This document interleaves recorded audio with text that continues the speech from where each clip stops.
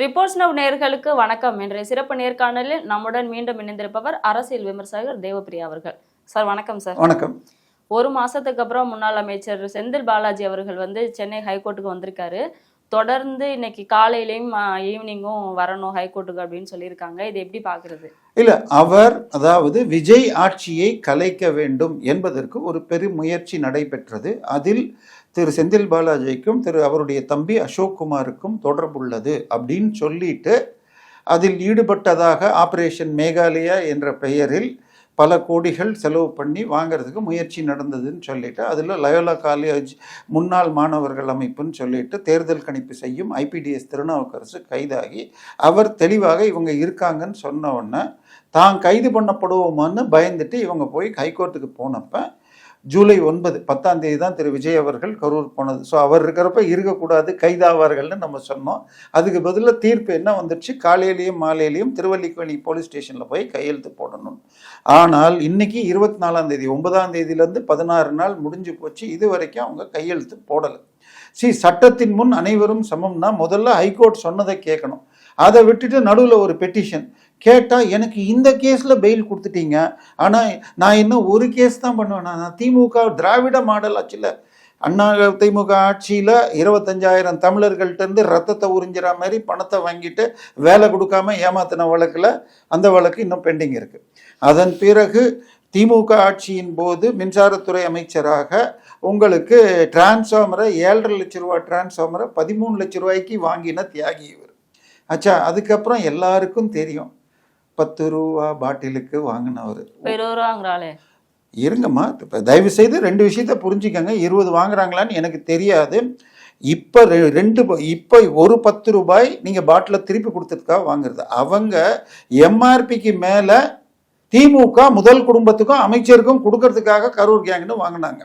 அதில் அதை தாண்டி இன்னும் சொல்ல போனால் பிடிஆர் பழனிவேல் தியாகராஜன் சொல்லி நிதியமைச்சராக இருந்தவர் கொடுத்த பேட்டி படியாக நமக்கு பில்லு போட்டு டாஸ்மாகில் வருது 48,000 கோடி. ஆனால் பில்லு போடாமல் அதே கடைகள் மூலமாக திமுக தலைவர்கள் பாக்கெட்டுக்கு போகிறது வருஷத்துக்கு 50,000லேருந்து 75,000 கோடி அப்படின்னு பேட்டி கொடுத்தேன். சரியா? அதை தவிர பாட்டிலுக்கு 10 ரூபா பில்லு போடாமல் கொடுக்கறது ஒரு 75,000 கோடி.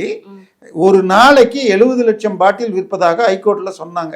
ஆனால் கருணாநிதி, ஸ்டாலின், ஜெயலலிதா, இபிஎஸ் உடைய திராவிட மாடல் ஆட்சியில் 1.25 கோடி தமிழர்கள் உள்ள திராவிட பானம் இல்லை திராட்சை ரசம் உள்ள போலன்னா தூங்க முடியாது. 1.25 கோடியில் 70 லட்சம் தான் கணக்கில் வருது. குவார்டர் பாட்டிலுக்கு தான் 10 ரூபா, ஹாஃபு, ஃபுல்லு, அப்புறம் மற்ற சரக்குலாம் இருந்தால் இன்னும் ஜாஸ்தி. ஸோ 70 லட்சம் பாட்டிலுக்கு 15 ரூபா ஆவரேஜ்னு வச்சுக்கிட்டாலே 10 கோடி ஒரு நாளைக்கு 350 நாள் நடக்குது. அப்போ 5 வருஷத்துக்கு எவ்வளோ சம்பாதிச்சிருப்பாங்க? அதுக்கு கணக்கு வச்சா எங்கே போகும்? ஸோ இந்த மாதிரி ஒரு வழக்குக்கும் தன்னை கைது பண்ண விடுவாங்களான்னு பயந்துட்டு என்னை கைது பண்ண மாட்டேன்னு சொல்லுங்கள், அப்போ தான் கையெழுத்து போடுவேன். ஹைகோர்ட்டை தான் சொல்கிறடே, உனக்கு ஒரு கண்டிஷன் போட்டால் அதை செய்யணும். என்னை பொறுத்த வரைக்கும் ஹைகோர்ட் கைதே பண்ணியிருக்கலான்னு சொல்லியிருக்கணும். அட்லீஸ்ட் இந்த கண்டிஷன் போட்டதுக்கு நீதித்துறைக்கு ஒரு நன்றி சொல்லுவோம். இவர் மிக தெளிவாக ஜூன் 22 விஜய் பிறந்த நாள் அன்னைக்கு திமுக ஆட்சியை கலைக்கணும்னு திட்டம் போட்டு பிளான் பண்ணாங்க. ஆனால் 19ஆம் தேதியோ 20ஆம் தேதியோ இவருடைய வீட்டில் போய் கரூர்லேயும் இங்கேயும் தேடினாங்க, அசோக்குமாரை தேடிட்டு. ஸோ அது தள்ளி போய் அதன் பிறகு வசமாக இப்போ மாட்டியிருக்காங்க. இன்னைக்கு தேதியில் 4.5 கோடி ரூபாய் கேஷ் பிடிச்சிருக்காங்க. உங்கள்கிட்டையும் எங்கிட்டையும் 45 ரூபா இருக்கிறது கஷ்டம் பாதி நாள். சரியா? 4.5 கோடி. நாமக்கல்லில் ஒரு டாக்டர் வீட்டில் ஒரு 50 லட்சம், இங்கே தீபம் ஏதோ ஒரு ஃபினான்ஸ்ன்னு சொல்லிட்டு வலசரவாக்கத்தில் ஒரு 2 லட்சம் 2.5 கோடி, இன்னொரு இடத்துல 52 லட்சம், இது வரைக்கும் 4.5 கோடி கேஷ் பிடிச்சிருக்காங்க. ஸோ இது தெளிவாக ஒரு அரேஞ்ச்மெண்ட் நடந்திருக்குன்னு ப்ரூவ் ஆகும். நமக்கு வர்ற தகவல் படி 8 தாவேகா எம்எல்ஏக்களுக்கு 35 கோடி ஒரு எம்எல்ஏக்குன்னு டோக்கன் அட்வான்ஸ் 10% கொடுத்துட்டாங்களாம். ஸோ அப்போ ஒரு ஆளுக்கு 3.5 கோடின்னு வச்சாலே 27 கோடி கொடுத்துருக்காங்கன்னு அர்த்தம். ஸோ எங்கேருந்து இவ்வளோ பணம் வருது? ஸோ இது உடனடியாக விசாரித்து இத்தனை 15 பேரை கிட்டத்தட்ட 10 நாளைக்கு மேலே வச்சுருக்காங்க. ஸோ என்னை பொறுத்த வரைக்கும் கரெக்டாக எஃப்ஐஆரை போட்டு இவங்களுக்கு தண்டனை வாங்கி தரணும். இல்லைன்னா ஸ்டாலின் இதே தான் சொன்னார், அதிமுக ஆட்சின்னா கலெக்ஷன், கமிஷன், கரப்ஷன்னாரு. ஆனால் யார் மீதும் ஆக்ஷன் எடுக்கலை. மக்கள் இவங்கள குத்து பரோட்டா போட்டாங்க, நாளைக்கு தாவேகாவையும் குத்து பரோட்டா போடுவாங்க. ஸோ தண்டனை வாங்கி தரணும். ஸோ இது ஒரு முதல் ஸ்டெப். செந்தில் பாலாஜியும் நீதிக்கு கீழே வருவாருங்கிறதுக்கு நமக்கு ஒரு நம்பிக்கை. அடுத்து வந்து தமிழ்நாட்டில் தொடர்ந்து லாக்அப் டெத் வந்து நடந்துகிட்டு இருக்கு. நாகர்கோவில் விஷயத்துல பார்த்துருப்பீங்க சபரிவர்மன் அவர்களுக்கு. அதுக்கப்புறம் இப்போ அருணாச்சலம் அவர்கள் வந்து தூத்துக்குடியில் லாக்அப் டெத் ஆயிருக்காங்க. அதை பத்தி எந்த ஒரு யாருமே பேசவும் இல்லை இது வரைக்கும். அதை மூடி மறைக்கிற வேலையை வந்து அந்த அரசு வந்து பண்ணிட்டு இருக்கா? இல்லை, முதல்ல லாக்அப் டெத்துங்கிறது தவிர்க்கப்பட வேண்டும். அதே நேரத்தில் போலீஸுக்கு கைதியை விசாரிக்கிறதுக்கு முழு பவரும் இருக்கணும். ரெண்டும் இது பண்ணிக்க முடியாது. ஏதோ ஒரு சத்யராஜ் படமோ ஏதோ ஒன்று உட்காந்துட்டு என்னது திருட்டு போனவொன்னு கேட்டால் தம்பி சொல்லுப்பான்னா கேட்கல, நீங்கள் நகருங்கன்னு அடித்து உதச்சப்புறம் கண்டுபிடிப்பார். அப்புறம் அந்த போராட்டம் இவரே இது பண்ணுவார். அது மாதிரி சில அதே அடிக்கிறது எதுக்கு எங்கே அடிக்கணும்னு இருக்கணும். நீங்கள் சொன்ன அந்த இது கன்னியாகுமரி இவர் வந்து 10 பாக்கெட்டு குட்கா வச்சுருந்தாராம். அதே தாவேகா நிர்வாகி ஒருத்தர் டன்னு கணக்கில் வச்சு அவருக்கு செல்ஃப் ஜாமீன்ல கொடுக்குறாங்க. சரியா? ஸோ அதுக்கப்புறம் குட்கா வழக்கு 10 வருஷமா சந்திக்கிற கரூரை சேர்ந்த அதிமுக முன்னாள் அமைச்சரை கட்சியில் சேர்த்துக்கிறீங்க. ஸோ இதில் அந்த நபர் வந்து போலியோ அட்டாக் ஆன கையில் 3 ஃப்ராக்சர் இருந்ததுன்னா எப்படி அடிச்சிருக்காங்க. ஆனால் ஒன்று விரைவாக அந்த கேஸில் கைதுகள் நடத்தி வழக்கு போடுறேன்னு இருக்காங்க. சட்டவிரோதமாக மதுவிலக்கு வித்தோம் அப்படின்னு சொல்லிட்டு தான் அந்த பையனை வந்து கூட்டிட்டு போயிருக்காங்க. இல்லை, அதுதான் நான் சொல்கிறேன். விசாரணை செய்யறதுக்கு போலீஸ்க்கு உரிமை உண்டு. ஆனால் அடிப்பது உதைப்பது வெறும் ஒரு சின்ன இது பொட்டிக்கடை மாதிரி வச்சிருக்கிற ஆளு என்ன கடத்தல் பண்ண முடியும்? குட்கா விற்கிறது தப்புன்னா வியாபாரம் பண்ணுறவன் மேனுஃபேக்சர் பண்ணுறவனையே நிறுத்தணும். அவன் தயாரிக்கலாம், நீ வாங்கக்கூடாது விற்கக்கூடாதுன்னா என்ன இருக்கு? ஸோ இது எல்லாமே சிக்கல் நிறைந்த விஷயங்கள். பட் நான் சொல்றது இதுக்கு அதிமுக ஆட்சி 2021 தோல்விக்கு மிக முக்கியமான ஒரு காரணம் சாத்தான்குளம் அந்த பெனிக்ஸ் கொலை. ஏன்னா அவங்க பேர் அந்த பெனிக்ஸுங்கிறதுனால எல்லாரும் சைலண்டா இருக்காங்களா? அந்த கன்னியாகுமரி கேஸ்லேயே முன்னாள் மத்திய அமைச்சர் இவர் வந்து போராடியதால் அவருக்கு அரசு வேலைன்னு சொன்னாங்க. உங்க சினிமா நடிகனை பார்க்கறதுக்கு வந்த கூட்டத்தில் 40 பேருக்கு கவர்மெண்ட் வேலை கொடுக்குறீங்க, போலீஸ் அடிச்சு கொண்டு உனக்கு கொடுக்க மாட்டேன்றீங்க. நீங்க சொன்னீங்க கன்னியாகுமரியில் சபரிவர்மன், அதுக்கு அடுத்தது இது தூத்துக்குடிங்கிறீங்க. இதுக்கு நடுவில் சென்னையில் சேலையூர் தாம்பரம் பக்கத்தில் இருக்கிற சேலையூரில் அதே மாதிரி இது விற்கிறேன்னு கொண்டு போன ஆள் 4 நாளில் செத்து போயிட்டான். கேட்டால் நெஞ்சு வலின்றாங்க. 36 வயசு 46 வயசுலலாம் நெஞ்சு வலி சாகிறதுங்கிறதெல்லாம் கண்டிப்பாக போலீஸ் தாக்குறாங்கம்மா. போலீஸ்காரங்க எல்லாம் கிறித்தவ மிஷனரி ஆட்சி இருந்த பொழுது இந்தியர்கள்லாம் அடிமைகள். நீங்கள் எழுத்து பேசினா அடிக்கலாம் உதைக்கலான்னு சொல்லி 3rd degree 4th degree torture கொடுக்கறது அவங்க உரிமைன்னு நினச்சிட்டு இருக்காங்க. இன்னைக்கு இந்திய சுதந்திர நாட்டில் இவர்களும் நானும் சகோதரங்கிற ஒரு ஆட்டிடியூட் கொடுக்கணும். அதே நேரத்தில் இப்பயும் சொல்கிறேன், போலீஸ்க்கு விசாரணைக்கு முழு உரிமை கொடுக்கணும். அவங்க அந்தந்த முறையில் விசாரிச்சா தான். விசாரணையும் அவங்களே பண்றாங்க, தண்டனையும் அவங்களே கொடுக்குறாங்க. இல்லை, தண்டனை கொடுக்க வாய்ப்பே இல்லைம்மா. முதல்ல விஜய் என்ன சொன்னார், போன ஆட்சியில் அந்த இது புதுக்கோட்டையில் அந்த இவன் வந்தப்ப ஃபோனில் பேசி சாரி சொன்னார் நம்ம கொளத்தூர் எக்ஸ்-எம்எல்ஏ. இவர் என்ன சொன்னார், எங்களுக்கு சாரி வேண்டாம் நீதி வேணும்னு. இப்போ எங்கேருந்து நீதி வருது? இதை மறைக்கிறதுக்கு தான் இங்கே மெட்ராஸில் 2 நாளாக போராட்டம். என்னத்துக்கு? அங்கே டெல்லியில் வந்து கேட்கறது ஃபேர் நீட் வேணும். ஏன்னா உண்மையாக படிக்கிற ஏழை நடுத்தர வர்க்க மாணவனுக்கு அரசு கல்லூரி, அரசு உதவி பெறும் கல்லூரியில் கிடைச்சா வருஷத்துக்கு 50,000 ரூபா. ஆனால் ஸ்டாலின் சாரோட பினாமிகள் சுனாமிகள் இவங்கெல்லாம் நடத்துகிற காலேஜ், ஜெகத் ரட்சகன் நடத்துறதா இருக்கட்டும், ஏவா வேலு நடத்தட்டும், இன்னொன்று ரொம்ப ஃபேமஸ் அவங்க அந்த காலேஜ் இந்தியா ஃபுல்லாக ஃபேமஸ் ஆயிடுச்சு. எதுக்கு? கிட்னி திருட்டு. அந்த காலேஜில் அவங்களுக்கு போன வாரம் ஒரு 10 நாள் முன்னாடி ஒரு செய்தி, அவங்களுக்கு இது கிடைச்சிடுச்சான், டீம்டு யூனிவர்சிட்டி. அதனால அந்த காலேஜில் கவர்மெண்ட் கோட்டா கிடையாது. ஸோ இதெல்லாம் முதல்ல தடுக்கணும். ஸோ இப்போ ஃபேர் நீட் ஏன் அந்த போராட்டம் வந்ததுனால், மே 4ஆம் தேதி தேர்வு நடக்குது, 7ஆம் தேதி 8ஆம் தேதி வாக்கில் அது லீக் ஆகிடுச்சின்னு செய்தி வந்த பிறகு கேன்சல் பண்ணி மறுதேர்தல் வச்சாங்க. இப்போ 22 லட்சம் பேர் எக்ஸாம் எழுதிட்டு அப்பா முடிஞ்சுது, நம்மெல்லாம் எக்ஸாம் முடிஞ்ச அன்னைக்கு தூக்கி போடுவோம். பட் நீட் இருக்கிறவங்க அதுக்கும் திருப்பி படிச்சுட்டு உட்காந்தா திருப்பி படிக்கணும்னா முடித்தவொன்னே நம்ம என்ன பண்ணுவோம், பாட்டி வீட்டுக்கு மாமா வீட்டுக்கு எங்கேயாவது வெளியூர் போவோம், திருப்பி இங்கே வரணும். இல்லை சில பேர் கிராமத்தில் இருக்கிறவங்க சென்ட்ரு சிட்டியில் இருந்தால் அங்கே வரணும், செலவு, திருப்பி படிக்கிறது. பல குடும்பத்துக்கு இது ஒரு மனம் வருத்தம் தருவது. தவிர்த்திருக்கணும். பட் இதற்கு காரணம் சிஸ்டம் இல்லை. 2 பேர் காரணம். ஒன்று, பேராசை உடைய சில பேராசிரியர்கள், பெரும்பாலும் கைதாக இருக்கிறது டிரான்ஸ்லேட் பண்ணுறதுக்கு கொடுத்த அந்த பேராசிரியர்கள், பிரிண்டிங் இந்த மாதிரி இடத்துல அவர்கள் அத்தனை பேரும் பிடித்து கைதும் செய்யப்பட்டாச்சு. 13 பேர். இப்போ மறு எக்ஸாம் வச்சு அதுலேயும் 11 லட்சம் பேர் பாஸ் பண்ணி அதில் தமிழ்நாட்டை சேர்ந்த ஒருத்தன் 2ஆவதும் வந்திருக்கிறோம். நீட்டு வேணான்னு சொல்கிற எவனோ அறிவோ நேர்மையோ இல்லாத பொறுக்கிகள். இதில் 2வது குறையே வேண்டாம். ஏன்னா நீட் என்பது இன்னொன்று, நீங்கள் இன்னும் உங்கள் இது பப்ளிக் பைட்டுன்னு போகிறீங்களே, இப்போ கேமராவை எடுத்துகிட்டு போங்க. எந்த பெரிய காலேஜ், நான் சொல்கிறது இந்த காலேஜ் அந்த காலேஜில் இன்ஜினியரிங் காலேஜ் SSN, இல்லை நம்ம நிதியமைச்சருடைய சத்யபாமா, இல்லைன்னா உங்களுக்கு SRM, வேல்ஸ், VIT, எதுக்கு வேணால் போங்க. 10க்கு 7 மாணவர்கள் தமிழர் அல்லாத தெலுங்கரில் இந்தி மாணவர் இருக்கான். ஆனால் நீட் ரூல்ஸ் படி 100க்கு 85 மாணவர்கள் தமிழ்நாட்டில் 6லேருந்து 12 வரைக்கும் படிச்சிருக்கணும். ஸோ தமிழ்நாட்டு மாணவர்கள் தமிழ்நாட்டில் இருக்கிற காலேஜில் கிடைக்கிறதுக்கு நீட் உதவுது. ஆனால் அதை தடுத்துட்டு வெளிநாட்டுக்காரனுக்கு வெளிமாநிலக்காரனுக்கு கொடுத்து நான் துட்டு பார்க்கணுங்கிறவன் தான் நீட்டு வேண்டாமா. இதுக்கு பணம் கொடுக்குறாங்க. இதை இப்போ யார் எதிர்க்கிறாங்க? முதல்ல கம்யூனிஸ்ட் கட்சின்னாங்க, அதுக்கப்புறம் ஒரு சினிமா டைரக்டர், அந்த ஆள் அவன் சினிமாவில் ஜாதி வெறியை தூண்டுற ஆள். ஏங்க நீட் 5 வருஷமா ஏன் வாய மூடிட்டு இருந்தா?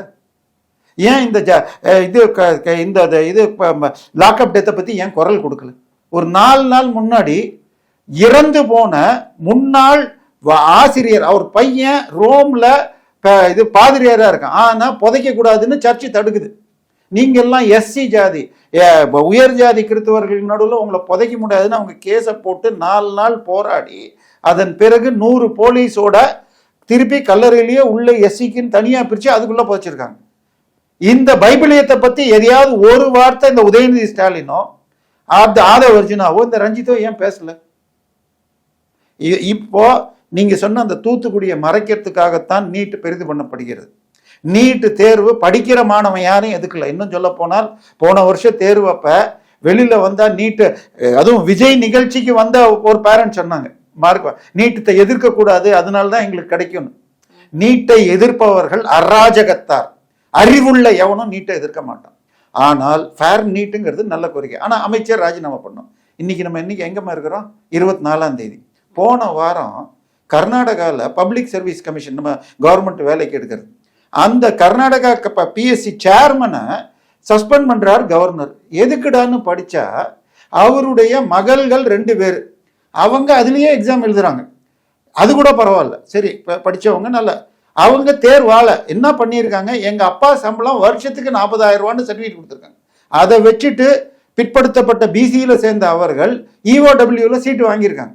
இது அந்த KPSCயுடைய சட்ட விதியும் தப்பு, ஏமாத்துறது அராஜகம் எல்லாம். இதுக்கு அந்த கர்நாடகா சீஃப் மினிஸ்டர் ராஜினாமா பண்ணணும்னு யாராவது கோரிக்கை வச்சிருக்காங்களா? இன்னும் சொல்ல போனா அந்த ஆளு 2 பொண்ணுக்கு வாங்கினவன் கேஸ் போட்டிருக்கிறான், என்ன சஸ்பெண்ட் பண்ணது தப்புன்னு. இதே மாதிரி கொஸ்டின் பேப்பர் தமிழ்நாட்டில் TNPSC எத்தனை தடவை லீக் ஆயிருக்கு. 4 நாள் முன்னாடி போன வாரம் வரைக்கும் இந்த பேராசிரியர் போராட்டம். அதாம்மா, இந்த போராட்டத்தில் யார் கலந்துக்கிறாங்க? 20ஆம் தேதி அன்னைக்கு சன்செட் செலோ பார்லிமெண்ட்டுக்கு வாக் பண்ணுவோன்னு ப்ரோக்ராம் நடக்குது. ஆனால் 17ஆம் தேதி அமெரிக்காவின் தூதரகத்தில் யாரும் அங்கே போகாதீங்க, ஜாகிரதையா இருங்கன்னு அறிக்கையே விட்டுருக்காங்க. அப்போ இதை திட்டமிட்டு யாரும் நடத்துறாங்களா?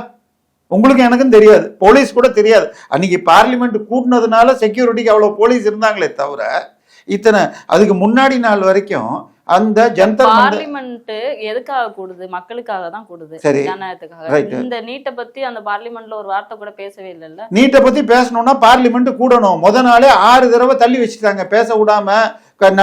ரோடி நடுவில் நிற்கிறது, இல்லாட்டி இதை தள்ளி எப்பப்போ கேள்வி கேட்கணும்னு ஒன்னொன்றுக்கும் நேரம் இருக்குமா. பார்லிமெண்ட் கூட்டின உடனே முதல்ல இறந்தவர்களுக்கு அஞ்சல் செலுத்துவாங்க, அடுத்தது சில விஷயங்களை தேய்த்து கொண்டு வருவாங்க, அதுக்கப்புறம் 0 ஹவர், கொஸ்டின் ஹவர், இப்படி இருக்கு. அந்தந்த நேரத்தில் எல்லாத்தையும் ஒதுக்கணும், இதுதான் பேசணும்னு கூச்சல் போடுறதுனால எதுவும் நடக்காது. பேசுகிறேன்னு அவங்க சொல்லிட்டாங்க. ஆனால் அதை விட இன்னொன்று, அங்கே ஃபேர் நீட் அவங்க அதில் ஒரு கோரிக்கையாக கல்வி அமைச்சர் ராஜினாமா பண்ணும். அது பொலிட்டிக்கலாக அது கரெக்ட். யாராவது பொறுப்பேற்று ராஜினாமா பண்ணுங்கிறாங்க. இப்போ இது போலீஸ் துறை அமைச்சராக தமிழ்நாட்டில் இருப்பவர் முதலமைச்சர். இவர் இந்த 4 லாக்அப் டெத்துக்காக ராஜினாமா பண்ணணும்னு யாராவது கோரிக்கை வச்சிங்களா? சரியா? கர்நாடகாவில் சீஃப் மினிஸ்டர் ராஜினாமா பண்ணணும்னு வைக்கிறீங்களா? அவர் ராஜினாமா பண்ணால் இது சால்வ் ஆகிடும். அவரோ அவருடைய மனைவியோ சொந்தக்காரங்களோ இதை பண்ணாங்களா? இல்லை. யாரோ சில தனியார் பண்ணியிருக்காங்க, கண்டுபிடிச்சு பண்ணியாச்சு. அது வரைக்கும் கோரிக்கை நியாயம். அதில் வேற ஒரு ஆள் வந்துக்கினாரு, லடாக்லேருந்து வாங்சுக்னு ஒருத்தர் உண்ணாவிரதன்னு. அவர் 19 நாள் உண்ணாவிரதம் இருந்து அவருடைய வெயிட்டு 9.5 கிலோ குறைஞ்சிது. அவரோட நாங்களும் இருக்கோம்னு சொல்கிறவங்க எல்லாம் இந்த பக்கம் போய் பர்கரு, பீஸா, பீஃப் சாப்பிட்ற வீடியோ வெளில வருது. அப்போ இதுக்கு பேர் என்ன, உண்ணாவிரதமா? ஸோ இதுக்கு இன்னும் முந்தா நேத்தைக்கு அங்கே வந்து ஜொமேட்டோ, ஸ்விக்கி டெலிவரி பண்ணுறவன யாருப்பா ஆர்டர் கொடுத்தான்னு கேட்டால் ஒருத்தன் சொல்கிறான் எங்களுக்கு இதுலேருந்து கத்தார்லேருந்து ஆர்டர் புக் ஆகிருக்கு, இன்னொருத்தன் பாகிஸ்தான்லேருந்து. யார் காசு கொடுக்குறாங்க இதுக்கெல்லாம்? ஸோ இவை அமெரிக்கா முன்னாடியே சொல்லுது. இது முழுக்க அங்கே என்னென்ன கூச்சல் போடுறாங்க. சரி, ஃபேர் நீட் தேவை, கல்வி அமைச்சர் ராஜினா, இதெல்லாம் பரவாயில்ல. அதை விட்டுட்டு என்னது, இந்தியா துண்டாக வேணும், டுடுக்கா போகணும், அடுத்தது இப்போ ஆர்டிக்கல் 370 போகணும், இதெல்லாம் அங்கே இது பேசுறதுக்கு அதுக்கு எஃப்சிஆர்ஏ அதுக்கு என்ன சம்பந்தம்? அந்த வாங்சுக்கே அவன் மனைவி பேரில் எஃப்சிஆர்ஏல இந்தியாவை துண்டாடணும்னு சொல்கிற எல்லாத்துக்கும் பணம் கொடுக்குற ஜார்ஜ் சோரஸ்ட்ட பணம் வாங்கியிருக்கான்னு வருது. பிரச்சனை மோடி அவர்கள் நேற்று லெட்டர் போட்டார். இன்றைய தினம் நாம் பேசிக்கொண்டிருக்கும் நேரத்தில் அமைச்சரவை கூடுகிறது. ஏன்னா இதெல்லாம் இந்தியாவின் சட்டப்படி ரொம்ப கம்மியான தண்டனை தான் இருக்கும். கொஸ்டின் பேப்பர் லீக்கெல்லாம் இதோட சீரியஸ்னஸ் தெரியாது. இப்போ புது சட்டம் போட்டு அவர்களுக்கு பெரிய தண்டனை கொடுப்பாங்கன்னு நினைக்கிறேன். அதுக்கு தான் இன்னைக்கு கூடியிருக்கு. பட் இதை இன்னும் கொஞ்சம் மத்திய அரசு முன்னாடியே பண்ணியிருக்கணும். முந்தா நேற்றுக்கு அந்த வாங்சுக்கை ஜேபி நட்டா சந்தித்திருக்கிறார். இதை முன்னாடியே பண்ணியிருக்கலாம். ஆனால் அதுக்கும் இந்த சன்சத் செலவுக்கும் ஒன்றும் அர்த்தம் இல்லை. அதுக்கப்புறம் நம்ம எதிர்கட்சி தலைவர் இருக்காரு ஒருத்தர், அரசியல் விஞ்ஞானி ராகுல் காந்தி. அவர் வந்து பிஎம் வீட்டுக்கு முன்னாடி கலட்டார். சார், பார்லிமெண்ட்ல தான் சார் நீ பேசணும்.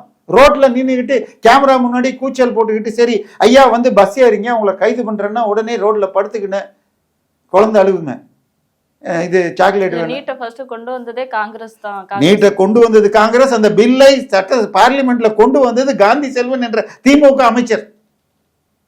ஸோ எதிர்க்கிறங்கிறவன் அறிவில்லாத, அறமில்லாத, நேர்மை இல்லாதவர்கள். கல்வி கொள்ளை கார்பரேட் கும்பல் சம்பாதிக்கிறது. அது பிரச்சனை இல்லை. இப்போ பிரச்சனை நமக்கு இது ஃபேர் நீட் வேணுங்கிறது நல்ல கேள்வி. அதுக்கு இன்னும் என்ன அளவுக்கு சிறப்பாக பண்ணோம், அடுத்த வருஷத்துலேருந்து ஆன்லைன்னு சொல்லியிருக்காங்க. நீட்டுங்கிறது மெடிக்கலுக்கு மாத்திரம் தானே, லாயருக்கு என்னமா இருக்குது? நேற்றுக்கு நம்ம கல்வி அமைச்சர் கூட ஸ்டெம்முக்கு பதிலாக ஸ்டீம்னு இருக்காரு. சரியா? ஸ்டெம் அதாவது நம்ம படிக்கிறதே ஆர்ட்ஸ் தான். நம்ம எல்லாரும் படிக்கிற இங்கிலீஷு, இது தமிழ், ஹிஸ்ட்ரிலாம் தான் ஆர்ட்ஸு. மேக்ஸு ஸ்டெம்னா சயின்ஸு, டெக்னாலஜி, இது அதுக்கு பேர் என்ன, இன்ஜினியரிங், மேத்தமேட்டிக்ஸ். இது ஸ்பெசிஃபிக்காக +2க்கு மேலே தான் வரும், 1ஆம் கிளாஸில் வராது. இதை சொல்லியிருக்காரு. இப்போ இதில் வந்து நீங்கள் என்ன பண்ணிடுறீங்க? இந்த கல்வி முறையே எப்படி இருக்குது? பாட புத்தகத்தில் ஈவேரா பற்றி வைக்கிறீங்க. ஈவேராவை பற்றி சுப்ரீம் கோர்ட் சொல்லியிருக்கு, இந்த ஆளுடைய பேச்சும் செயலும், to put it lightly, is madness. ஈவேராவின் பேச்சும் செயலும் மென்மையாக சொல்வதென்றால் மூடத்தனம். அப்போ கண்டிஷனாக சொன்னால் என்ன? அந்த பைத்தியக்கார மூடனை தமிழ் சனியன், தமிழ் அழிஞ்சால்தான் அதுக்கு தான் திராவிடம்னு சொன்ன ஆளை கொள்கை தலைவர்னு சொல்லிக்கிட்டு இதை நீட்டை ஒழிக்க முடியாது. ஒழிக்கிறதாக இருந்தால் கோர்ட்டில் போய் கேஸ் போடணும். பல்வேறு கருத்துக்களை பகிர்ந்தமைக்கு நன்றி.